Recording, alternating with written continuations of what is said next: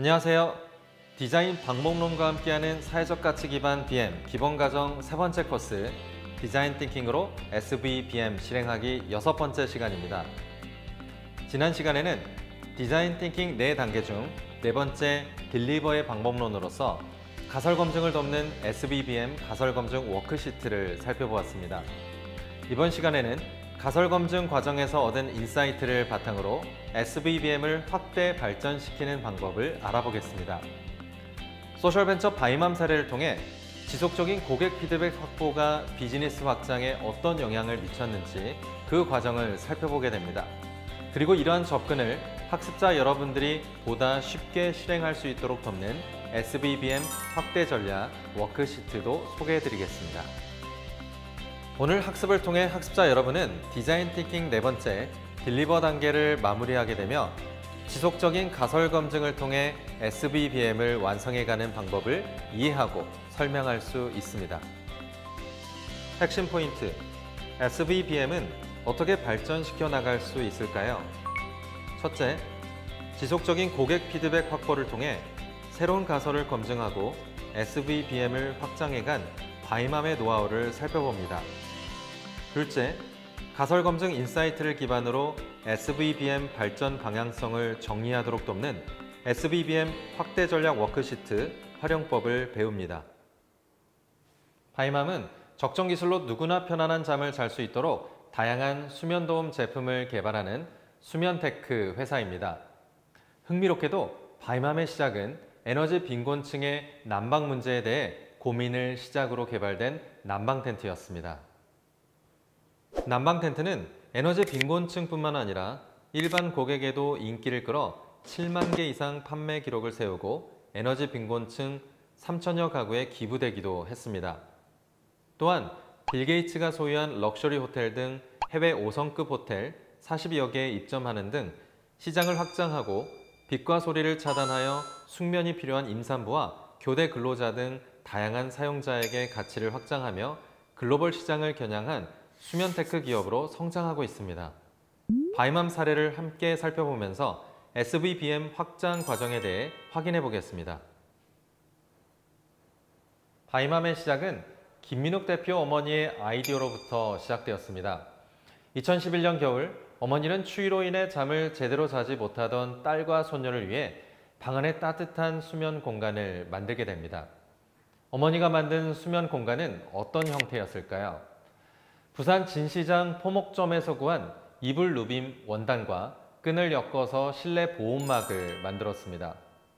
처음 본 가족들은 이게 뭐냐 하며 설치를 말렸다고 합니다. 하지만 할머니가 만든 보온막에서 잤던 조카들은 예상 밖의 피드백을 주었습니다. 할머니가 만든 텐트에서 땀 흘리며 따뜻하게 잘 잤어요.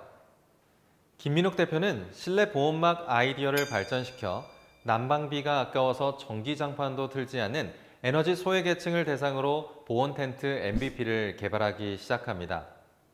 바이맘이 개발한 첫 번째 MVP 모델은 다음과 같이 할머니가 만든 프로토타입을 벗어나지 않고 소재만 가볍게 바꿔 설치를 용이하게 만든 정도였습니다.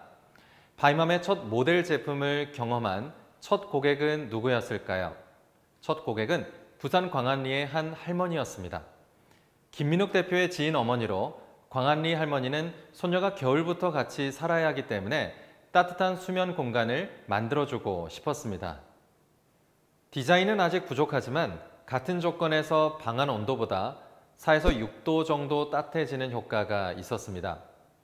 MVP 테스트를 통해 효과성을 검증한 김민욱 대표는 그해 겨울 전국의 1000가구에 바이맘 실내 난방 텐트를 제공하게 되며 에너지 빈곤 가구의 문제를 해결하는 데 집중하게 됩니다. 바이맘은 에너지 빈곤 가구의 문제를 해결한 경험을 바탕으로 사회적 가치를 낼 수 있는 비즈니스 모델을 만들어가고 싶다는 결심을 하게 되는데요. 마침 당시는 한파로 강원도에 폭설 피해가 이어지던 때였습니다. 이런 시기에 맞물려 고객이 난방 텐트를 구매하면 폭설 피해 현장에 기부를 할 수 있는 모델을 구상하게 되는데요. 이 비즈니스 모델의 검증을 하기 위해 크라우드 펀딩을 활용하여 MVP 테스트를 해보기로 합니다. 결과는 목표 대비 220%를 넘어 펀딩이 성공하게 됩니다. 펀딩에 참여한 분들에게 연락을 하여 구매 이유를 파악해 보았습니다. 고객과 직접 대화를 해보니 예상과 달랐습니다. 사회 이슈에 관심이 있거나 난방비 절감을 원하는 고객일 것이라는 가설이 있었는데 실제로는 보온 용도뿐 아니라 숙면을 위해 구매했다는 것을 알게 됩니다. 또한 이들 중에는 지방보다는 도시의 고급 아파트 단지에 주거하는 고객이 많았습니다. 최초에는 감안하지 않았던 룸텐트의 암막 기능을 통해 수면에 도움을 받고 싶은 고객이라는 새로운 발견을 통해 비즈니스 모델은 새로운 국면으로 발전하게 됩니다. 사회적 가치에서 시작한 모델이 경제적 가치로 확장되는 순간이었습니다. 바이맘이 비즈니스 모델을 고도화해 나가는 과정은 워크시트를 통해 살펴보겠습니다. 먼저 워크시트의 구성을 살펴보겠습니다. 사분면이 있는데요. 가로축은 사용자를 나타내는 축이고 세로축은 가치 제한을 나타내는 축입니다. SVBM을 확장하는 데 가장 핵심적인 요소는 고객과 가치 제한이라고 볼 수 있습니다. 고객이 겪는 문제의 분야와 크기가 시장을 결정하고 이 시장에 진출하기 위해서는 솔루션의 차별화된 가치 제한이 필수적이기 때문입니다. 고객 축은 기존의 고객에서 시작해서 비고객을 포함한 새로운 고객으로 나아가고 가치 제한 또한 기존의 가치 제한에서 새롭게 발견한 가치 제한으로 확장될 수 있도록 구성되어 있습니다. 앞서 크라우드 펀딩의 고객 인터뷰를 바탕으로 발견한 난방 텐트의 새로운 고객과 기능에서 착안하여 다음과 같이 첫째, 디자인을 개선한 안락한 침실 컨셉, 둘째, 빛과 소음을 차단한 암막 텐트로 확장될 수 있었습니다. 그 과정을 살펴보겠습니다. 바이맘은 크라우드 펀딩으로 제품을 구매해 사용하고 있는 고객 5명을 직접 인터뷰해 보기로 합니다. 전화로 인터뷰할 때와는 달리 고객이 있는 곳으로 찾아가 직접 대화를 나누면서 제품에 대한 피드백을 받았습니다. 브런치 미팅으로 시작해 저녁 시간이 될 때까지 대화는 계속되었는데요. 그 과정에서 고객의 관점을 새롭게 알게 됩니다. 아무리 따뜻해도 안 이쁘면 안 써요. 기능도 중요하지만 디자인적 요소도 중요하다는 것이었습니다. 난방 텐트는 주로 안방에 설치가 되었는데 집안의 가장 편안한 공간에서 편안하게 쉬고 싶다는 니즈가 있었습니다. 하지만 초기 제품은 텐트라는 기능에만 충실해 침실이라는 공간을 고려한 디자인적 요소가 부족하였습니다. 숙면용으로 쓰고 있는데 더 빛과 소리가 차단되면 좋겠어요. 초기 난방용으로 개발되었지만 숙면용으로 쓰는 고객들이 많았습니다. 이 고객들의 피드백을 들어보니 숙면용으로 활용되기 위해서는 빛, 소음 등 다양한 요소를 고려해야 한다는 것을 알게 됩니다. 아이를 둔 가정에서부터 짧은 시간 휴식이 필요한 간호사, 소방관 등 교대 근무자들까지 고객 유형에 맞는 새로운 가치 제한을 적용하여 모델을 다양화하였습니다. 2017년 서울의 한 호텔로부터 연락을 받습니다. 알아보니 빌 게이츠가 소유한 5성급 럭셔리 호텔이었습니다. 호텔 총 지배인은 가족 단위 투숙객에게 특별한 여행 경험을 주기 위해 기획하다가 바이맘 텐트를 발견한 것입니다. 아이를 동반한 고객들이 호텔 안에서도 캠핑 분위기를 내면서 밤새 텐트 안에서 이야기 나누는 컨셉의 룸으로 구성되었습니다. 이 계기로 바이맘은 가족 단위 투숙객을 위한 패키지로 바이맘 수면 캐노피를 제공하게 됩니다. 방 안의 방이라는 이색적인 경험과 따뜻한 수면 경험으로 고객 만족도도 높아 국내 30여 개 이상의 특급 호텔에 납품을 하고 있습니다.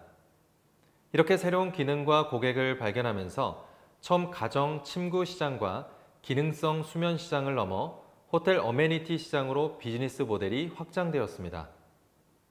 여기까지 오기까지 바이맘이 잊지 않고 한 것이 있다면 바로 고객 인터뷰였습니다.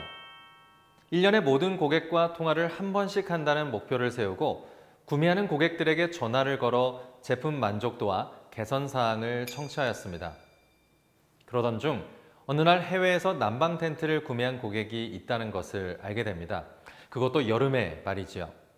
알아보니 그 고객은 호주에 거주하고 있는데 한국처럼 바닥 난방이 아니라 늘 추위로 고생하고 있다는 것이었습니다.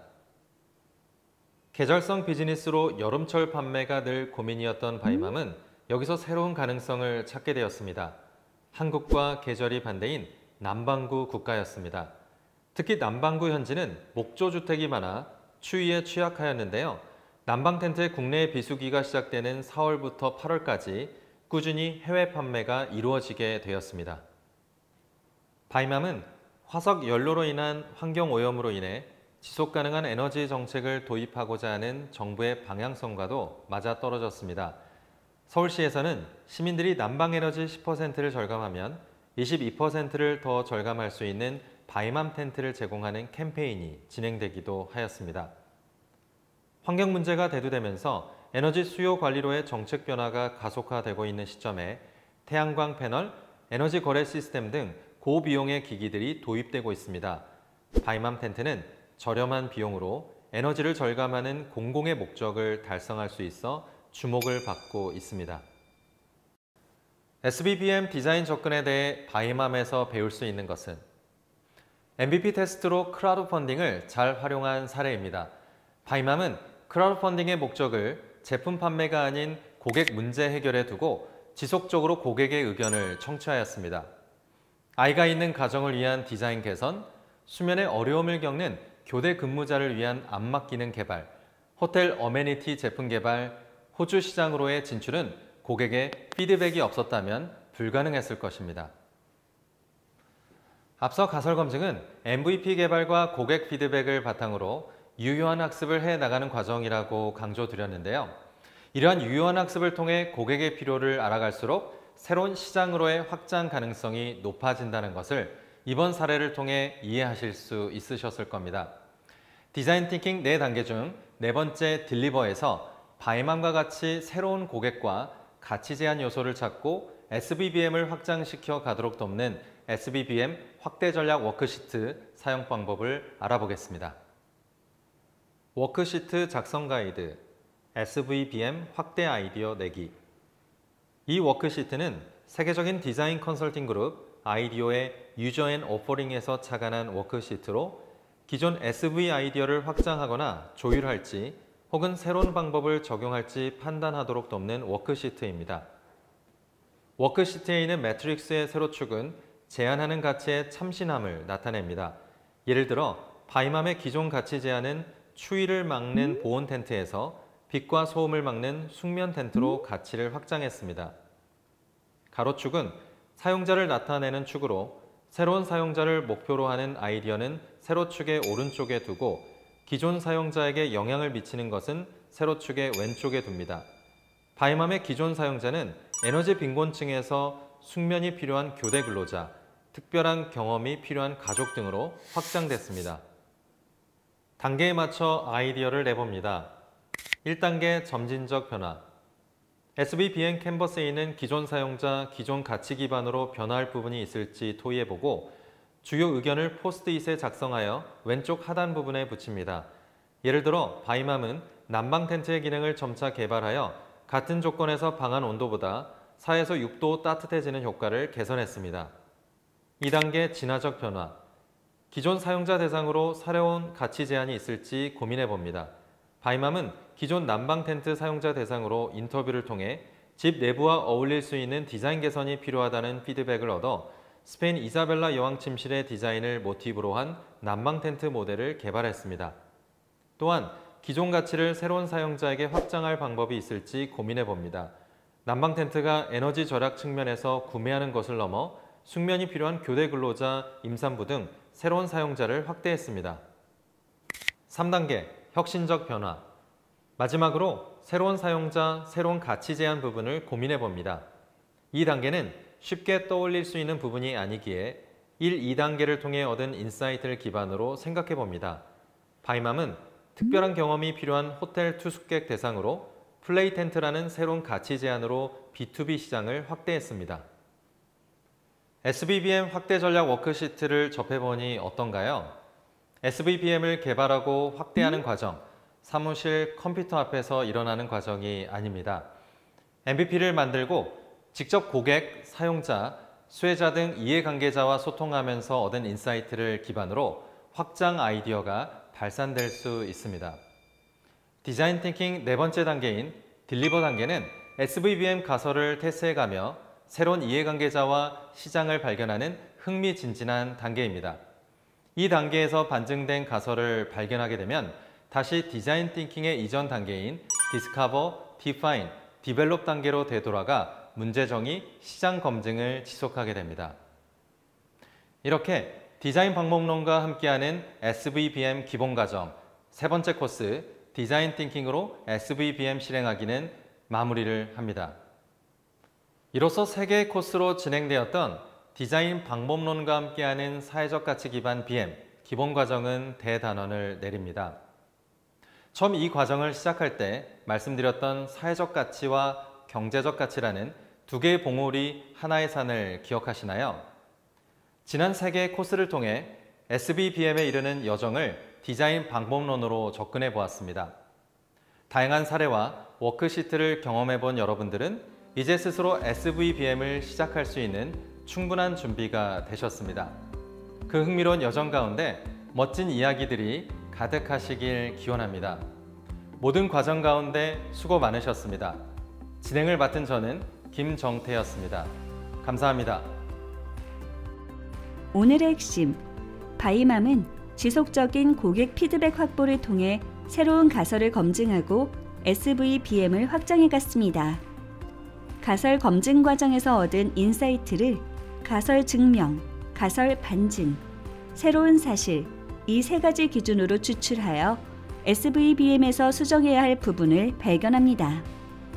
가설 검증 과정에서 얻은 인사이트 기반으로 가치 제한과 사용자를 두 개의 축으로 구분하여 점진적 변화, 진화적 변화, 혁신적 변화 측면을 살펴보고 SVBM 확대 아이디어를 살펴봅니다. 워크시트를 활용해 볼까요? MVP 테스트를 통해 얻은 피드백이 있다면 앞으로 나아갈 방향을 정리하는 것이 필요합니다. 먼저 이해관계자 피드백 내용을 살펴보고 일정한 패턴과 유사성을 지닌 내용을 포스트잇으로 분류를 해봅니다. SVBM 확대 전략 워크시트 4분면을 놓고 기존 제품과 서비스에서 수정이 필요한 사항이 무엇인지, 새로운 사용자와 새로운 가치 제안으로 확장할 수 있는 부분은 무엇일지 작성해 봅니다. 4분면에 작성한 아이디어 기반으로 각 아이디어에 관련된 이해관계자들에게 가설 검증 테스트를 반복 시도하여 SVBM을 개발해 나갑니다.